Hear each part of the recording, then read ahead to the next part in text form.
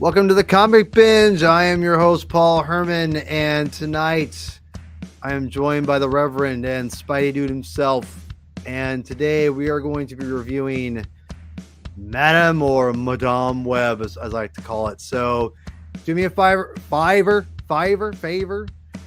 the like button, subscribe, all that stupid crap that YouTube makes me do because they suck. I love you, YouTube, and also hate your guts.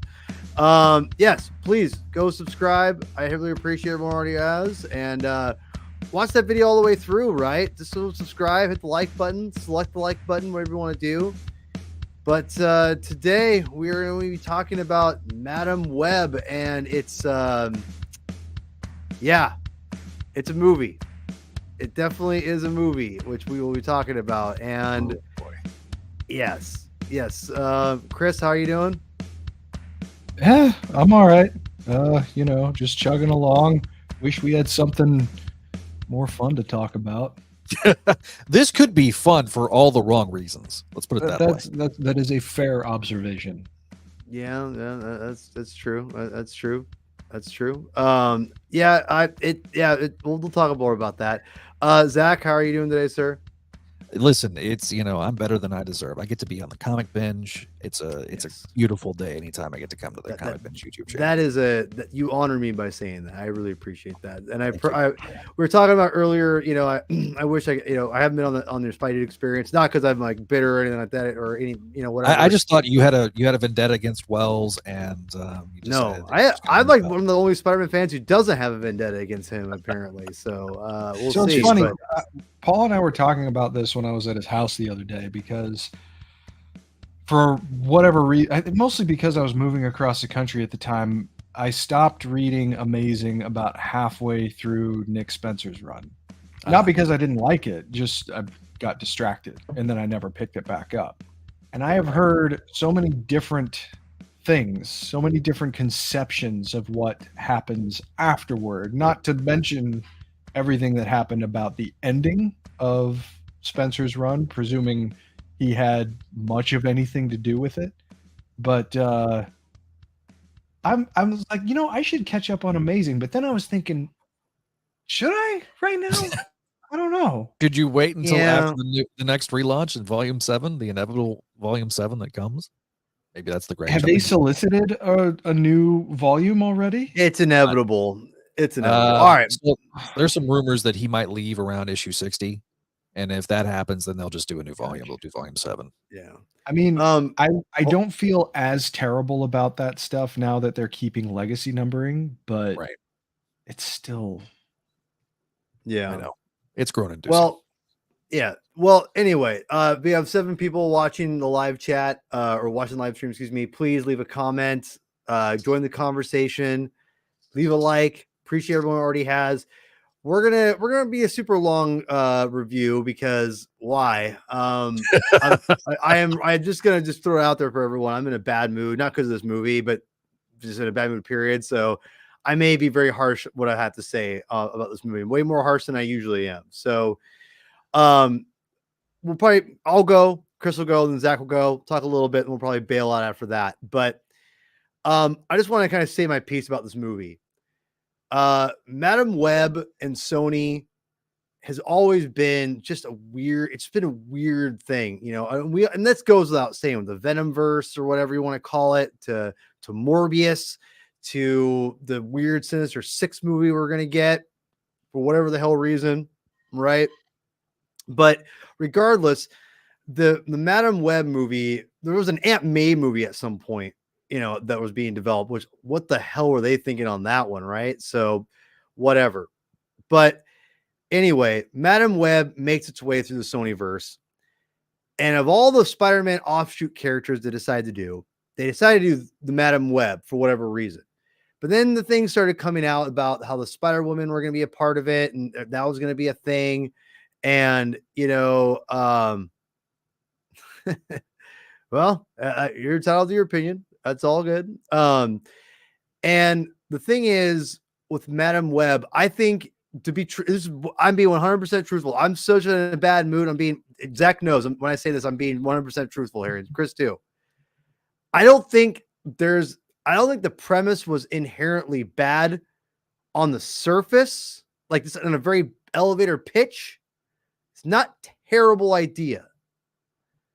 The problem is the execution and a couple things. First of all, Dakota Johnson as Madam Web was about probably the worst casting you could probably do for a movie. She's terrible as Madam Web. She's awful. She looks bored. She doesn't look inspired at all. And it's just like, that's your main character. You cast Dakota Johnson to be the main character, but she has zero interest of what she's doing. And you can see it on screen. It shoots right at you. You've got the guy who plays Uncle Ben. God, I forgot his name. He looks like he's more interested in this. Adam Scott. Adam Scott. Thank you. You've got Emma Roberts, who is doing her goddamnedest in this movie. At least is trying. Dakota Johnson doesn't look like she's trying at all in this movie. And it's a bummer. It's like, God. So you have that, which is going to, it's not good. But here's the thing for me that is really insulting and brutal and my biggest complaint. But before I go there, I just want to throw you guys and everyone in the audience here. Has everyone seen Spinal Tap? Our app goes to an 11. Yes, the 11. One of the most famous bits of all time. Yes. Do you remember this scene of them reviewing Shark Sandwich? Do you remember this? It was the. They said there was hold on. There's a 2-word review, and that's exactly what I'd give this movie. Shit sandwich. And exactly what this movie is, a shit sandwich. And I hate saying that because I think there is probable like decent premise here, and it does not start with Madam Web. In fact, the fact that Dakota Johnson's in this movie and is like makes it through and doesn't get fired for being so bored is probably a miracle in of itself. Here's the true travesty of the movie. The Spider-Women themselves actually look awesome. They look good. They look great. They are interesting and their costumes look cool. Yep. Here's the problem. They're only in the movie for like literally 1 minute, like maybe under 2 minutes of screen time of actual costumed hero crap. And they marketed it as such.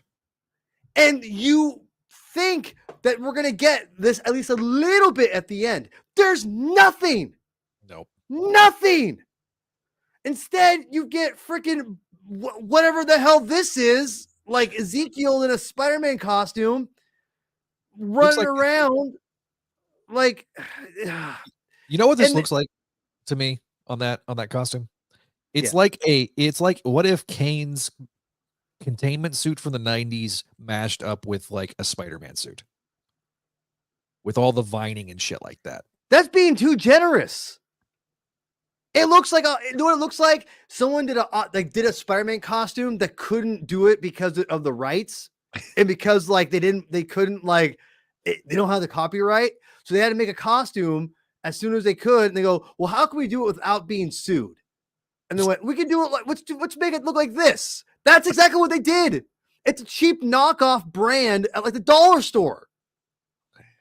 And it sucks because the costume inherently isn't bad, but it's like, why is he wearing a Spider-Man costume? I don't understand.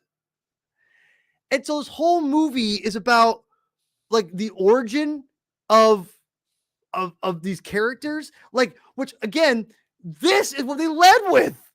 And this was good. They look good. But instead we get, even this is still like better than that's a better jacket. That's better. That image, that promo image is a better look at the costume than we saw in the movie. Because when you see her in full costume at the very end, she's like a floating head of guilt.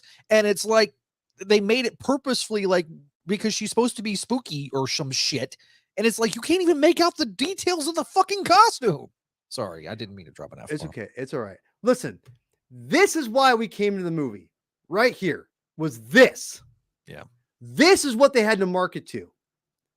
And Sony, and I'm assuming Tom Rothman, like, and there's that Hollywood Reporter article that came out recently that talked about how they didn't blame women, but they said, well, women didn't come out, and we don't know if that's whatever. I'm like, first of all, don't even say that, because here's the problem. Like, women, men, doesn't give an F. Like, you didn't market to the right people, or you marketed to the right people, but you marketed incorrect, like you falsely, you lied to us, basically. You bait and switched. Exactly. And Chris, I'll give you to in a second. I'm just ranting and raving and just taking my frustrations out on this thing. These costumes are why I go see superhero movies. It's not because of effing Netflix sweatshirt wearing people around for majority of the movie, and I get this for like 1 minute. That's not what I came for. That's not what I spent $20 for. So why are you doing that to me, Tom Rothman? You want to complain that people didn't come out for this movie, and it's like, hey, you know what? Maybe actually put superheroes in your goddamn superhero movie, and maybe you might make a few more bucks, you freaking idiot. It's like, I feel like this is not rocket science. This is so simple. You put them in give me 20 minutes of them in costume or something along those lines. 10 minutes, for God's sakes. And you're going to have probably a more entertaining movie, and maybe people might be more forgiving of it. But instead, we get Madam Web in a red jacket fighting spider people out of nowhere. It's just, I'm done. Chris, take it away. All right, Chris. Let's presume for a moment that the marketing was on point, that everything that they did leading up to the release of the movie it did its job. It did what it was supposed to do. It interested the kind of people that they wanted to interest in watching the movie. Let's say it did all of that. Okay, that helps week one, maybe. Mm-hmm. But it's not going to help any other week that the thing is playing in theaters, because the fundamental flaw that this movie has is that it doesn't really have a reason to exist. Ezekiel as an adversary, that got me intrigued initially when I first heard that they were going to be bringing him in, because I'm kind of a Straczynski apologist, and I thought that what Ezekiel brought to the table was kind of a cool idea, and it was different, and it was outside of Peter's comfort zone, and he was struggling to manage the kinds of threats that were represented by Ezekiel and his ilk. Right. This was not Ezekiel Sims, first of all. The tenuous connection that this movie has to the source material is the thing that I found most distracting. And then when I read that Hollywood Reporter article with a lot of blame shifting about why the movie didn't connect and why it's not doing the business that they wanted them to do, or that they wanted it to do, it's like, first of all, women aren't a monolith. But second of all, you're blaming women for not showing up to your shitty movie? I mean, let's be real. If you gave more women or men or anyone a reason to come see your movie, something that actually had something interesting to say, and something that had arguably more fidelity to the source material, you would have gotten a better story out of it. The fundamental problem with all of these Sony movies, save for maybe Venom in an extreme situation, is that it's Sony's desire, Sony's way of trying to have their cake and eat it too. They're not making movies with Spider-Man right now. Spider-Man is occupied, thankfully, by a different set of ultimate decision makers weaving into the tapestry of the MCU. And the basic reason that they're even making all of these derivations on the Spider-Man film franchise is just so that they can slap a spider on a superhero-ish movie and run with it and laugh at people like us because, oh, you guys will turn up for anything with a Spider-Man in it or a hint of a Spider-Man in it.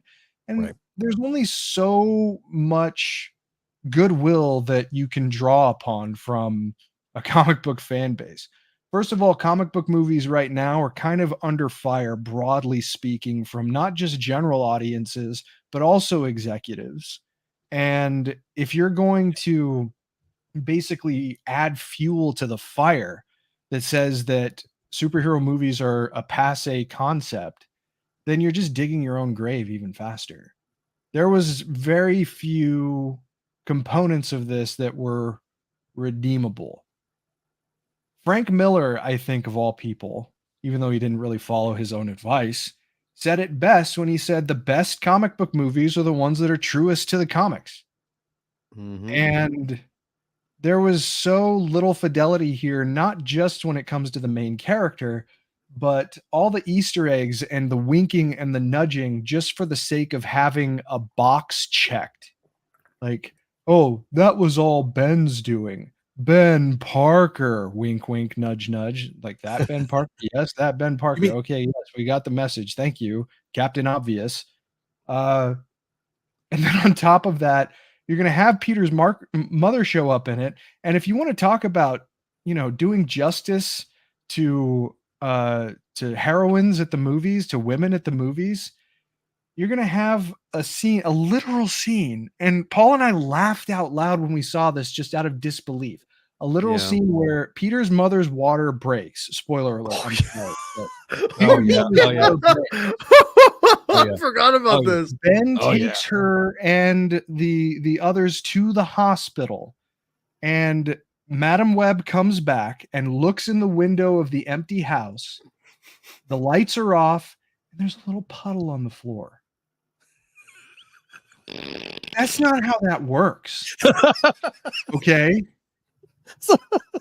And the fact that it was in the like maybe the argument is, well, it's just an efficient delivery mechanism to get her to understand where they were. Okay, fine. Granted that maybe, but still, I mean, just the ridiculousness of the image in and of itself is really representative Oh of God, I how forgot about It's that. like her powers are to be able to interpret ectoplasm thanks to shenanigans. and Like, I mean, and this is a capable director too. Like she has a very long career on really celebrated TV shows. right. But this to me is greed incarnate, made as a movie for no other reason than to try and suck the nickels out of the pockets of comic book fans. and then And and then try to claim there's superhero fatigue when you put out a complete crappy movie. I did not think that I would be wishing I was watching Quantumania, but holy hell. Whoa, you This- you hold your tongue, my friend. No, I'm not going to hold my goddamn you hold tongue. your Are you tongue on kidding me? That movie was bad, and this movie made that one look great by comparison. That's my point. So if I may jump in here, Yes, go ahead. Please. because I do feel like that one thing that really annoys me about general audiences right now, and people think this is an MCU film. It's not. It's a Sony film of Marvel characters. That is a subtle but profound difference. But the problem is, to general audiences, they think this is a Marvel film. This is going to become a increasingly bigger problem for Disney and their brand, because there are 3 of these this year. We have Kraven the Hunter in August, and we have Venom 3 in October. But Venom is Venom will a make money. proven and people like the Venom movies, and I like the Venom movies fine. Like I think they're, because here's what Tom Hardy's done. Tom Hardy has mastered I can be over the top ridiculous and stupid, and it works in this context, and he gets that. And it makes those Venom movies have a charm to them that they're better than they have any right to be, because of his understanding of the material and the kind of movies that Sony wants to make, and realizes I'm going to make some money, have some fun, and people recognize that, because he takes it. because Tom Hardy takes it seriously. Unlike someone who looked completely bored the entire time they were in the goddamn movie. He at least tried to. He knew what movie he was in. Well, She did not. and She wanted to get out as soon as possible. That's beyond the fact too that there's now like an actual connection, a thread between the Venom movies and the movies of the MCU, since a remnant of the symbiote is now in the MCU from the Venom film. Thanks to the No Way Home tease that we got. Here's the thing. This movie suffers from multiple issues. The cast is not one of them. I think the cast did as well as they could with the material they were given. This is a horrible script with horrible plot, and there was when things start to offend me as a Spider-Man fan, you're doing it wrong.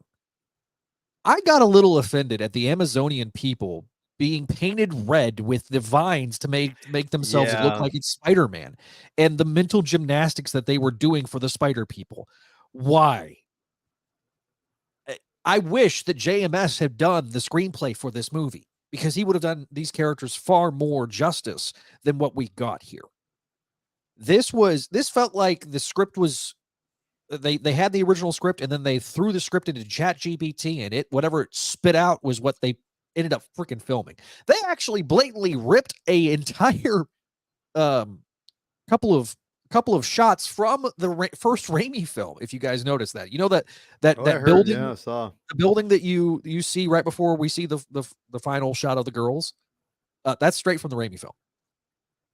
Like, as soon as I saw it, I was like, wait a second. I thought people were joking, because I saw that on the internet, and then I saw it in theaters. Oh, you got to be shitting me!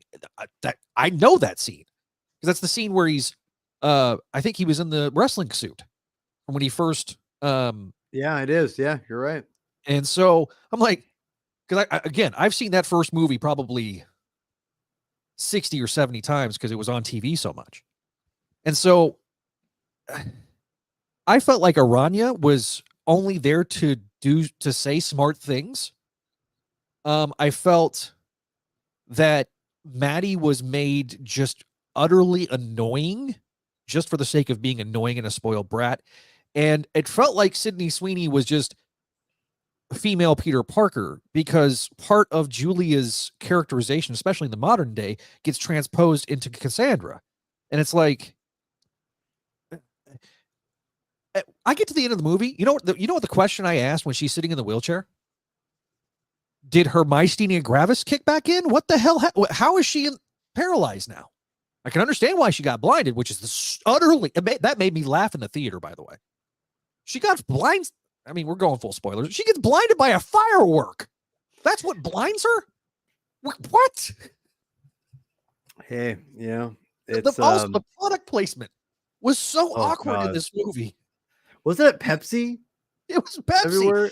It was Pepsi? It was Pepsi everywhere. There's a scene, I shit you not, for those that have not watched the movie, there's a scene where Ben hands Cassandra a can of Pepsi. Does she open the can? No. She just holds the can and just make sure that in the entire shot you see the phrase Pepsi in her hand. It is so awkward. And I'm like, are you going to open the can? Are you going to take a swig? Are you going to do anything with this can? No.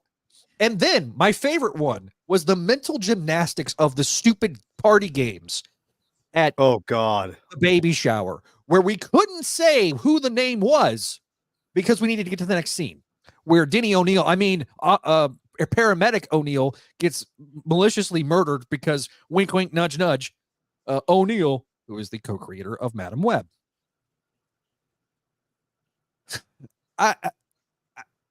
There was also a person behind me that I think got triggered by one of the car wreck scenes because she started crying. I was like, oh God. And I felt bad for that person. That feels bad. Yeah, I feel really bad for that person because I was like, nobody warned this person. The editing on this also was baffling. The amount of jump cuts we got to cover up inadequacies for whatever they shot, it was astonishing. And probably one of the most egregious things about this movie to me was there's a scene where we have Ezekiel's chick in the chair, and they're doing this conversation. And it's essentially the same conversation twice. If you notice in the second version of the conversation, if you watch his lips, they do not match the dialogue that is spoken. They just copy and pasted and then dubbed over the audio in this. Okay, Walter. See, Walter, this is one of the reasons I shared it on the Spidey Dude side, because I knew Walter would catch this, because he warned me. He goes, "Save your money," and I'm like, "Look, I paid $7 for this movie, and I still felt like I got robbed." It was bad. You know, I think I keep going back to this, because this I like these costumes, and I actually don't mind the characters. It's just weird to be like, let's make a movie about the origin of those characters, but yet let's show them in costume to say what the sequel might look like. This, it's like, just give me this movie first. I don't care about Madam Web and like walking around in a red jacket looking bored and uninterested the entire time. And listen, like, I'm sure Sydney Sweeney is like, you know, I'm sure she did try. I feel bad, but I also feel like she's kind of like, I don't know. She's just not, or Dakota Johnson. To be honest, I thought Sydney Sweeney was one of the bright spots of this movie. I know she played her part earnestly. That's why exactly. She played it. All the Spider Women did. They all did. I thought, to be honest, did an exceptional job with what they were given. The problem is they were given so little to work with that it causes it to stand out amongst. I mean, even the guy that played Ben Parker and you got what's her name? Emma Roberts. You got Emma Roberts to play Peter's mom. That's all solid cast. The cast was not the problem.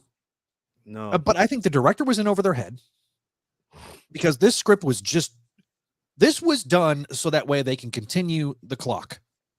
Well, because if it ever stops. Well, that's my question though. So because I know I thought it was 3. Is it 3 years? I thought does it have to be actively in production? I think it's 5. It's 5. Then why do they have to make 5 movies in like 1 year then? Like, I don't get it. They're like, why? Okay, so really, you say your piece. I understand.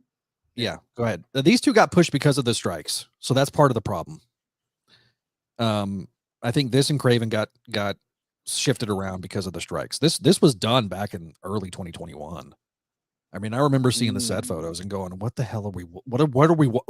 I remember seeing the set photos and going, "What the hell is this movie?"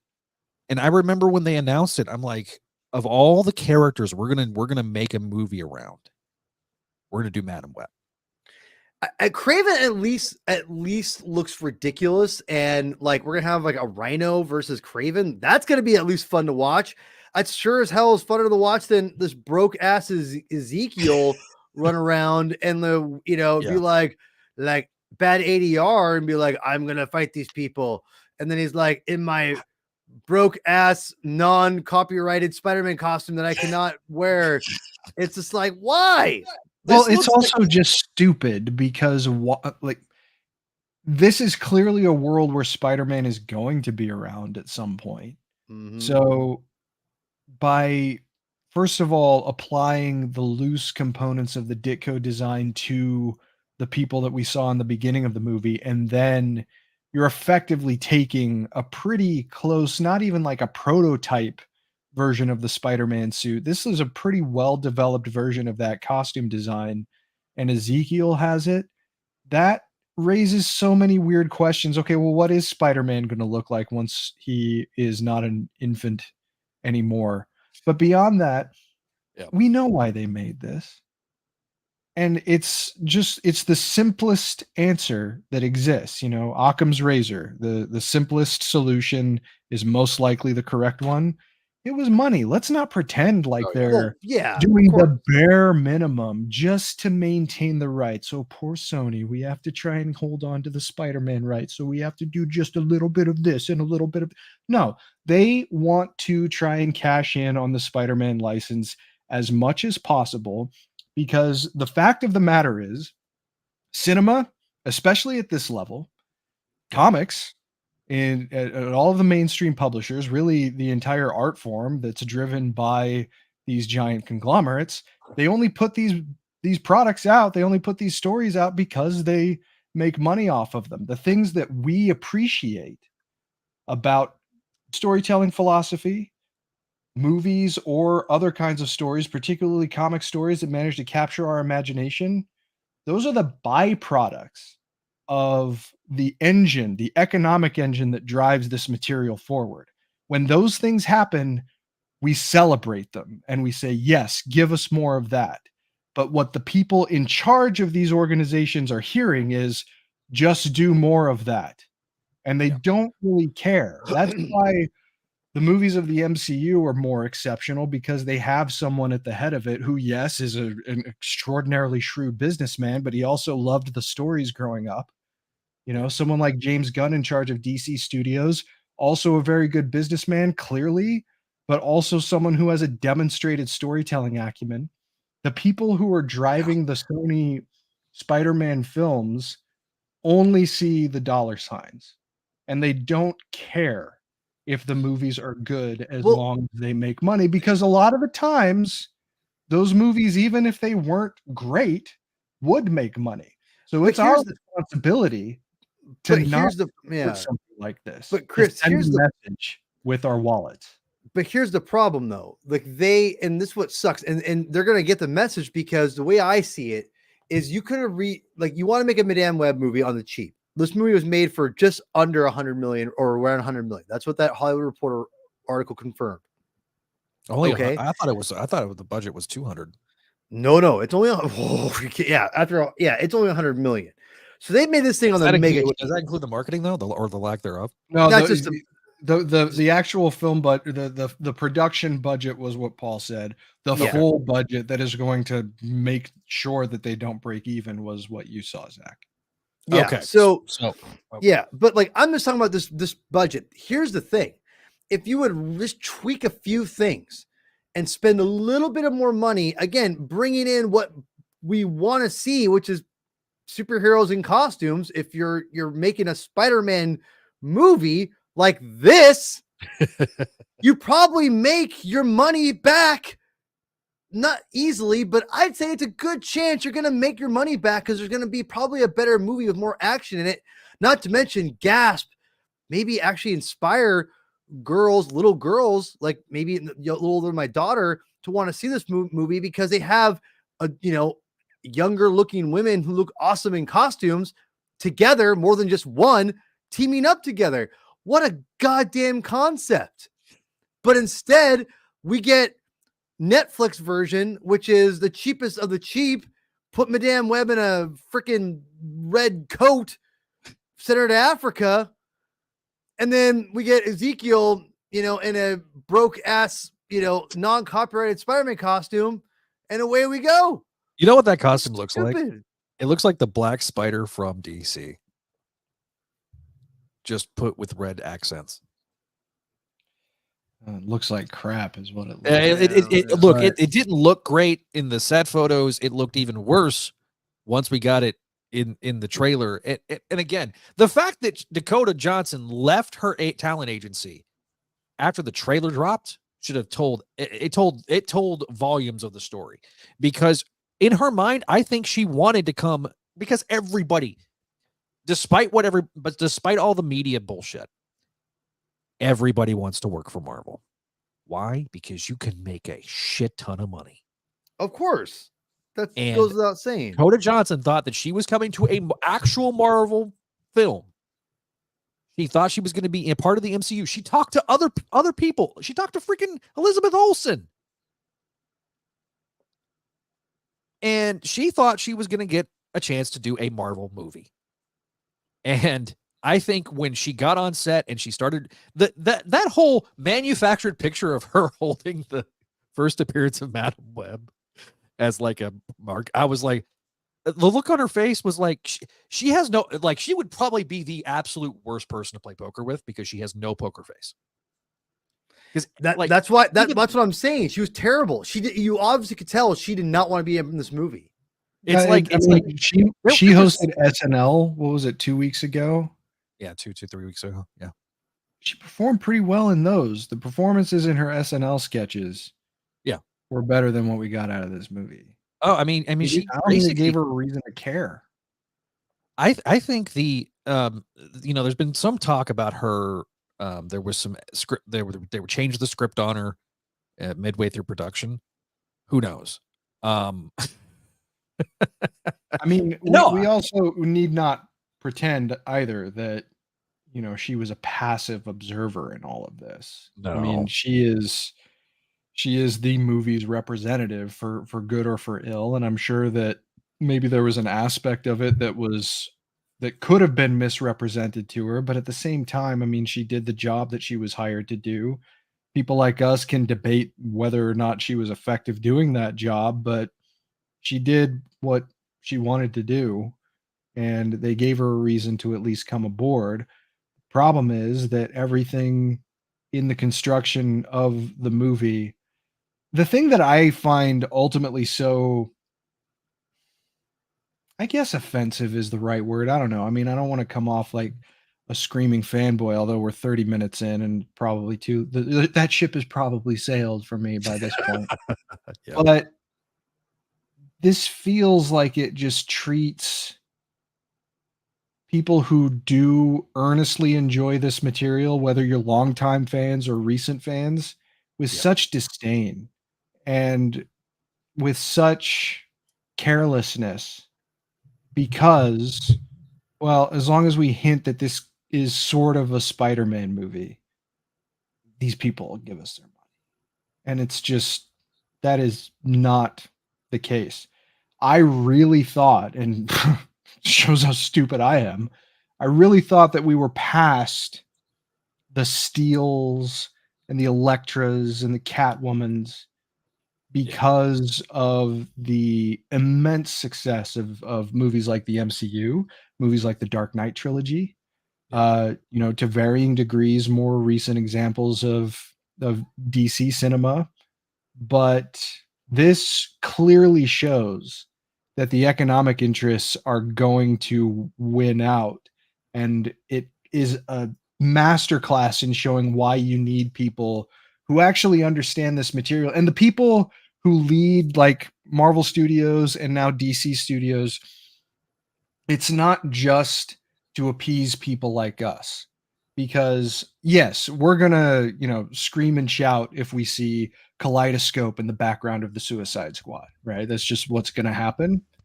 But good movies are universally enjoyed. When The Dark Knight came out, everybody said, "Oh, that's not just a good Batman movie, it's just a good movie." Right? And that's the era that I really did at the time believe that The Dark Knight was ushering in. More recent years have moderated that perspective, at least in my mind, a bit, but there is still a floor of quality that you can expect from an MCU movie. There's still a floor of quality you can expect from a James Gunn directed MCU movie or DC TV show in his case, right? They're good stories. And because they are just good stories, they are also financially rewarded. This is not a good story. And it's so disheartening that something like this exists. Something that on paper could have been both more truthful to the original material and just frankly better. These are all characters who don't have an abundance of history and adaptation. Their stories in the original material are going to be way better than anything that this movie came up with. Do that.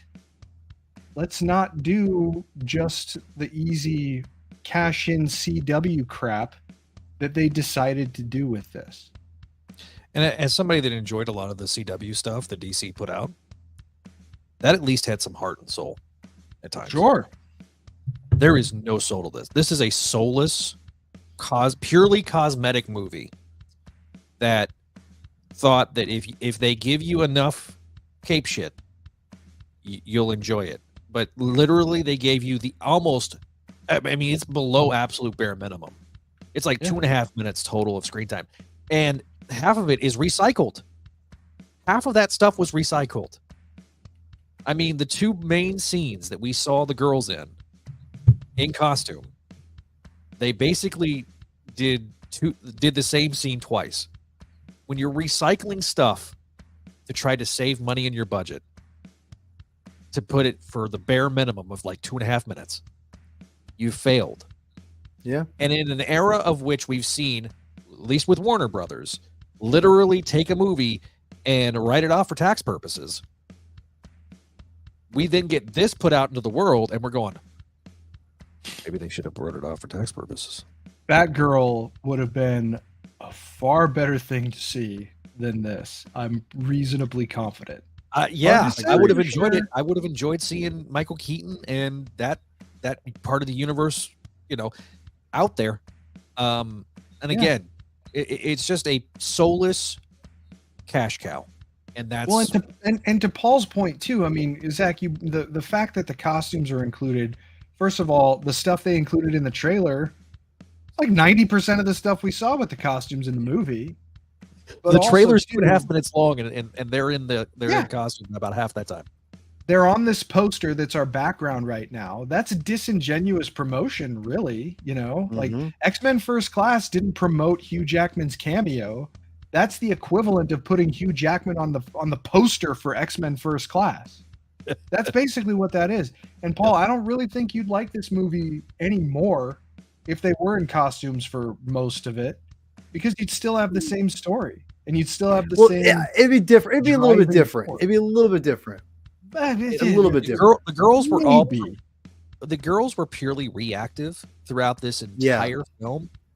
And because they didn't have powers, because we couldn't give them, I mean, it'd be different if they had like a little seance thing and they all gained that's what I'm saying. powers. Yeah, exactly. Participant in the movie, then that would have made it 10 times better. If she came back from Peru and said, "Okay, girls, I need you to put this spider on your hands, and you all get spider powers now." Yeah, yeah, we would have laughed at it because it's a little absurd, but it would have made the girls an active participant in the finale of the entire movie. What a concept. And you could have had a little cute little thing with Mary and Ben, where the girls have to save Mary and Ben and make sure that Peter gets delivered on time. And instead of getting the whole hey, he just what he thinks, because like the whole bits at the very end, I'm like, oh, there's the annoying Madam Web that I remember from the comics. Okay, I'm starting to see it now. But it literally took 2 hours for us to get to that point. Yeah. And even Cassandra was purely reactive throughout the entire movie. And it's just it had all the worst tropes were in this movie. And it dated itself too. Yeah. I mean, Richard Donner, I think, made such an excellent decision when he did Superman by trying to make it timeless. Really, when you go back and you watch Superman the movie, other than the hairstyles and the typewriters, that movie could take place at any time. The MCU has sort of moved away from that a little bit, but like they are of their time, but they don't like overly try to peg themselves as taking place in a particular era, save for maybe one or two examples. Right. But by placing this movie within a firm, like single time frame too, I mean, you're showing where the priority is to just make something for right now that has no longevity to it. It's highly doubtful to me that when they were making Madam Web, they didn't aspire to make the next Superman the movie. And I mean, I appreciate when a filmmaker at least tries, and it just doesn't seem, whether it was the studio's fault or whether it was something else, there was just such little effort. Yeah, and not even to mention the entire the laughable premise of Ezekiel befriending an NSA chick at the at the opera just to get her password, so that way they could hack into the NSA network, thinking that they would never be caught. That was the other thing. I'm like, the Fed's gonna bust. Maybe. Yeah. Maybe Zach got busted. Oh. Am I the only one who's seeing this, or am I? No, I'm seeing it too. Okay. Well, it's a good way to transition. Hopefully Zach can come back. We'll see what happens here. Yeah, I'm back. I'm back. Okay. So let's wrap this up. Yeah, it's a shit sandwich. I think we all agree. Zach, where can people find all your material at? Well, first of all, you can go to spidey-dude.com, where you can find all of our great podcasts over there on the front page and website. We also are over at the Spidey Dude Radio Network. We have some people that are watching us live here on YouTube, so thank you guys for that. And be sure to go like and subscribe to the Comic Binge so you can get more of fine efforts between Mr. Chris and Paul, because they are absolute studs when it comes to comics. If you want to increase your knowledge base of comics in general, you can always go to the Comic Binge YouTube channel. Well, that's very much appreciated, man. Thank you. Much appreciated. Thank you. Reverend? You can find me on Twitter at Chris Clow, ChrisClow. You can check out my website, bychrisclow.com, where thanks. I don't normally hear that one very much. Speak for yourself. But you could. I am speaking. Look, I can't help. I know. I can't hope to reach your standard, Paul. Okay, let's just. No one can. No one can handle the chops. It's those. No one can. Right? I mean, come on. That's God given right there. That's right. Goddamn right. I added a couple of some of my old comic book video game reviews to my website, bychrisclow.com. If you're really curious about what I thought of Green Lantern: Rise of the Manhunters in 2011, which wasn't bad, check it out. And then, of course, all the fine stuff that we have coming down the pike on the Comic Binge. We are going to be reconvening the bridge crew of Discovery Debrief Star Trek podcast pretty soon. The 5th and final season of our namesake show is coming up, so we will be talking about that pretty soon. And we've also got an interesting show cooking up. One of my absolutely favorite Star Trek video games, the writer of the game's story and one of the programmers will be joining us for an episode to talk about it. Cool. Oh, I forgot to promote the upcoming interview we got going.